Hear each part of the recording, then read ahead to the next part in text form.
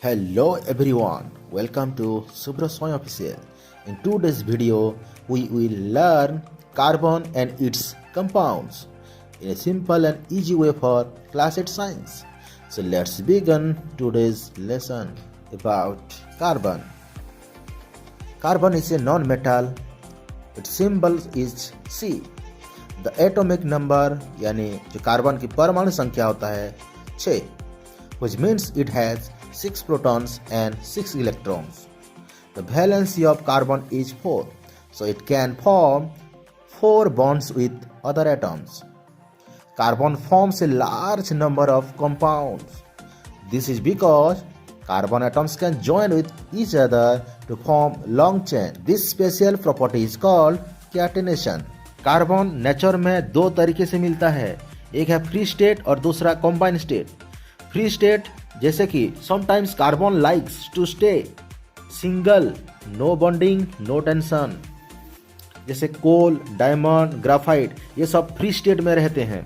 Coal, it is used for cooking, it is used for making electricity, it is used in the train engine. Diamond जो सिर्फ ring में ही अच्छा लगता है, यानी it is used for jewellery, making jewellery. Then graphite, graphite जो pencil के बीचों बीच शाइनिंग वाला जो मटेरियल्स है वो ग्राफाइट से बना है. Combined state, most of the time carbon अकेला नहीं रहता, फ्रेंड्स के साथ रहता है. जी हाँ, जैसे कार्बन डाइऑक्साइड जो कि प्लांट्स इसको खाना बनाने के लिए यूज करता है. Fossil fuel, coal, petroleum, natural gas, this are the fossil fuel.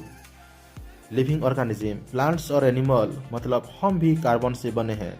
ये सब कॉम्बाइंड स्टेट में हमारे नेचर में मिलते हैं. Allotropes of carbon, different form of the same elements are called allotropes. Simple words में बोलें तो एक ही कार्बन के अलग अलग स्टाइल और फॉर्म. जैसे एक इंसान स्कूल में स्टूडेंट, घर में हीरो, तो कार्बन का भी अलग अलग ग्रुप है. जैसे diamond, diamond is the hardest natural substance. It is used in cutting tools and jewellery. और हाँ, डायमंड इलेक्ट्रिसिटी कंडक्ट नहीं करता. Graphite, graphite is soft and slippery, इसलिए पेंसिल स्मूथली चलती है. Graphite conduct electricity. Coal, coal is a black and hard substance. It is mainly use as fuel. घर, factory, power, सबका boss है coal, है ना. कार्बन का ये अलग अलग ग्रुप है जिसको हम एलोट्रोप्स ऑफ कार्बन कहते हैं. कोल एंड इट्स प्रोडक्ट, कोल एक फॉसिल फ्यूल है जो लाखों साल पहले प्लांट से बना है. जब कोल को बिना हवा के हीट करते हैं तब कोल अपना 3 ठो मेन प्रोडक्ट देता है. एक है कुक, दूसरा है कोल तर और तीसरा है coal gas. Coke is the purest form of carbon.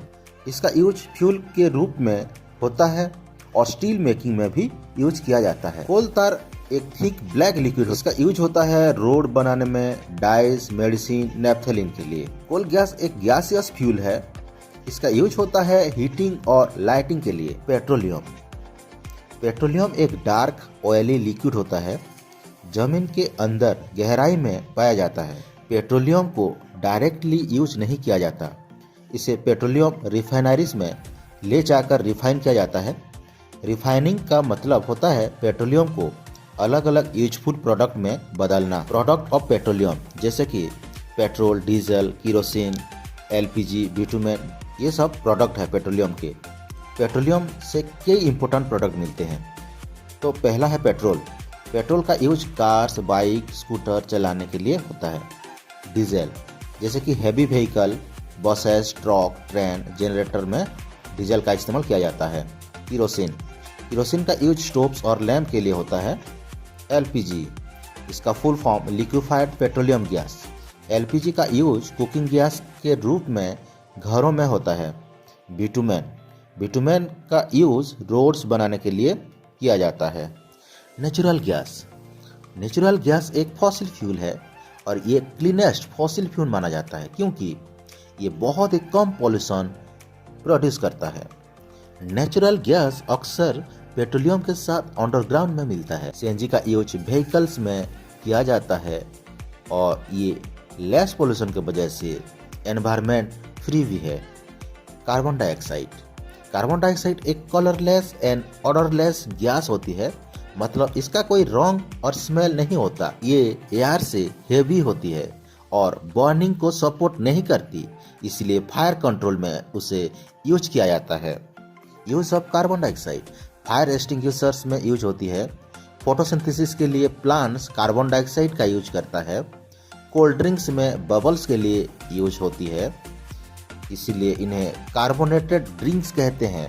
Green house effect एक नेचुरल प्रोसेस है जिसमें कार्बन डाइऑक्साइड एटमॉस्फेयर में हीट को ट्रैप कर लेता है। मतलब जो गर्मी अर्थ से बाहर जानी चाहिए वो एटमॉस्फेयर में ही रुक जाती है। जब CO2 गैस ज़्यादा हो जाती है तब ज़्यादा हीट ट्रैप होती है और अर्थ का टेम्परेचर बढ़ने लगता है। इसे ग्लोबल वार्मिंग कहते हैं। ग्लोबल वार्मिंग की वजह से वेदर पैटर्न चेंज हो जाती है, जैसे ज़्यादा गर्मी, फ्लोड्स, ड्रॉट एट्सेट्रा। ये जो प्रोसेस को हम क्लाइमेट चेंज भी कहते हैं।